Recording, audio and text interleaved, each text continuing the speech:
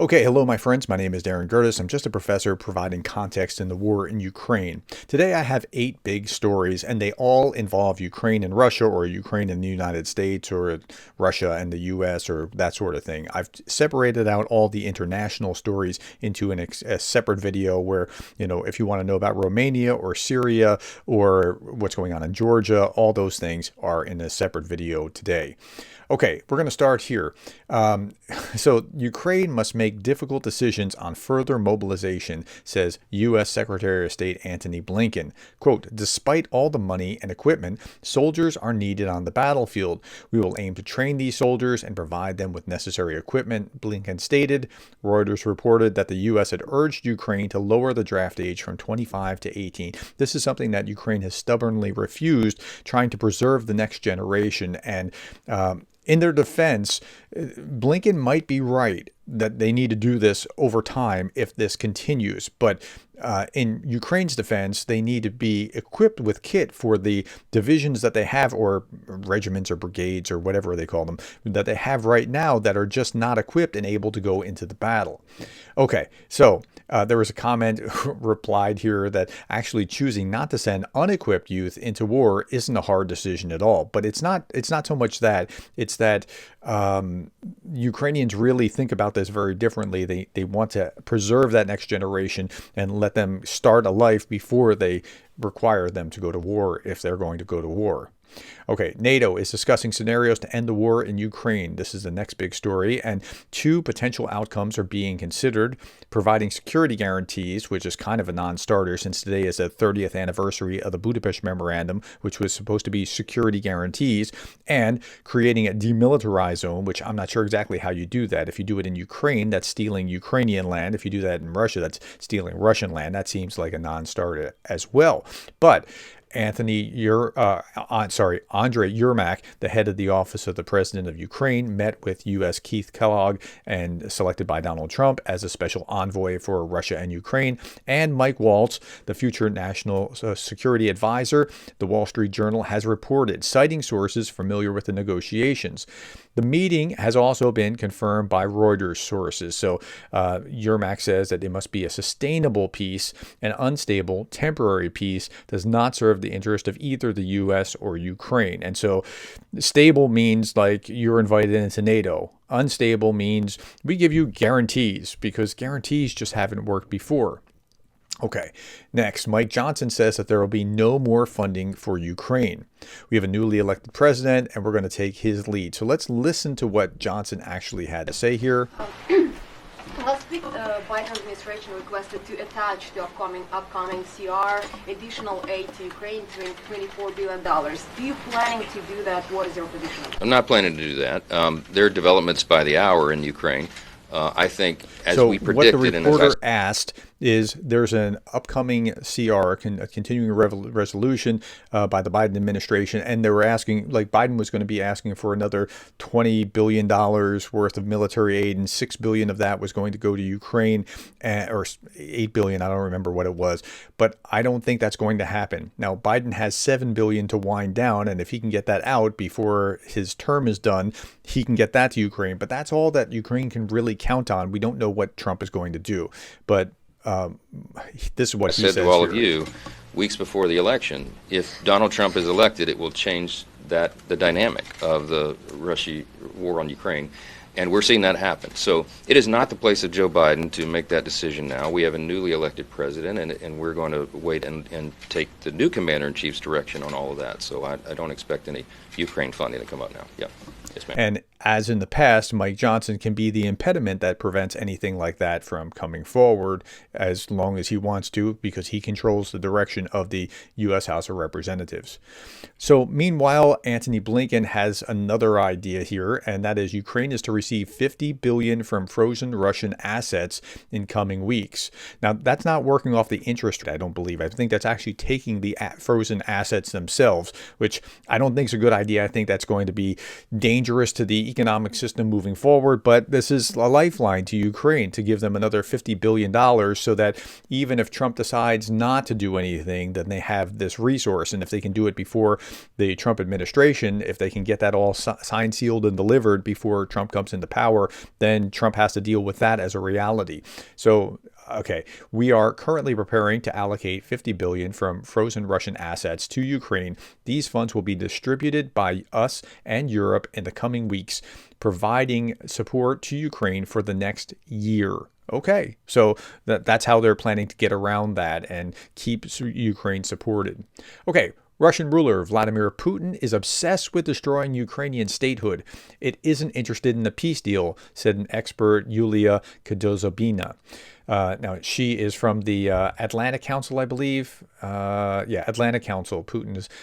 She said Putin's history of aggression shows that he views Ukraine as a target, not as a partner of compromise. That's right. I mean, if you listen to enough Russian state media, you will realize in time that the Russians see Ukrainians not as their own people group with their own right to autonomy and independence, except for the Donetsk and Luhansk and those 4 breakaway areas in Crimea, because those have decided that they're really Russians.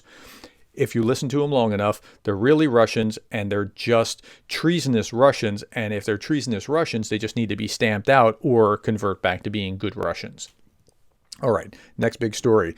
Ukrainian President Volodymyr Zelenskyy has said that Yale University researchers have identified hundreds of Ukrainian children from the Donetsk and Luhansk regions who have been abducted by Russia since February 2022. And this has been an ongoing story. There have been plenty of these. Here, the Japanese minister is saying this, quote, "We urge Russia to return abducted children and reunite them with their loved ones immediately, ending this cruel and inhumane practice. Japan stands strongly in solidarity with the Ukrainian people and remains committed to supporting the protection of children." And I just don't know how any country cannot stand with them on something like that. I mean, this is just such a huge thing to Ukrainians. Okay, here's the representative of the Russian. You're going to see, well, if you're listening to this on Spotify, and I've just started putting these videos on Spotify, I'll talk about that at the end. You won't be able to see it, but I'll explain what happens in this process. The representative of the Russian Federation laughs in the UN hall right during the story about a missile strike in which Russians used to kill Yevgenia Basilevich and her 3 daughters from Lviv. Right. So what you're about to hear is this Ukrainian representative explaining, and I'll explain what happens when it happens. Missile took 4 lives from one family. Yevgenia Basilevich and her 3 daughters were gone in a moment. The youngest, Emilia, was just 6. We can hardly imagine their father's sorrow. Those weren't military targets. Those were homes many kilometers far from the front lines. So in the meantime, while she's speaking, this is the UN Security Council. The Russian minister looks like he's just typing something and not really, like he's kind of half listening and half typing. And ordinary people, children, some things can no longer be changed. Russia will never be able to alter its authorship from the atrocities committed. Okay, and at this point, the Russian minister was smiling, like laughing and taking a sip of water. And so, like, okay, maybe he's looking at a funny email or something. Still, that's disrespectful. But if he's laughing at what she's saying, that's just terrible. I mean, just such bad form. Okay. Meanwhile, Foreign Minister Sybiha and other ministers walked out of the OSCE session before Lavrov's speech. Now, if you don't know what the OSCE is, it's the Organization for Security and Cooperation in Europe. And they're letting Lavrov, negotiated back in the summer. It was brought before the Duma or whatever legislative body, signed by Putin, and it's delivered. It comes into force today. It's just begun. So if North Korea is attacked, Russia has to respond and vice versa. The Kyiv Post is talking about it in what is likely modeled as an Article 5 for Putin's coalition of Russia, Iran, China, and North Korea in their imperialistic expansion, maybe Syria included. The merging of the militaries of Russia and North Korea continues with its first mutual defense treaty officially coming into force. So it's only Russia and North Korea at this point, but if this works and they expand to Iran or, God forbid, to China, I mean, World War III is only a breath away if some kind of something like that happens, I think. Okay, last story, and this is a fun one. Adam Kadyrov, good on this guy, has received another medal. He's already had more than a dozen of them. Who's Adam Kadyrov? He's a son of Kadyrov, the Chechen leader. And so Adam Kadyrov, the son of Chechen's leader, has received for eternal safekeeping and wearing of the Order of Naib, of the Inamate of Basurgen-Benevsky. I can't pronounce that correctly, but who cares? Okay, this is already the 12th state award in possession of the 17-year-old son of the Chechen leader, Ramzan Kadyrov. Curiously, Benevsky himself, who after the order was named, was arrested in 1861 and hanged for refusing to recognize Russia's authority over Chechnya. Okay, but he's getting this particular award, and it's the 12th in a year, so that's, good. One a month. Like, he's kind of slacking compared to other nepotistic dictators' sons, but that's still impressive compared to most other people. Good on him. All right. Darth Putin, the parody site, said this: "We invaded them to protect them from being invaded. I remain master strategist."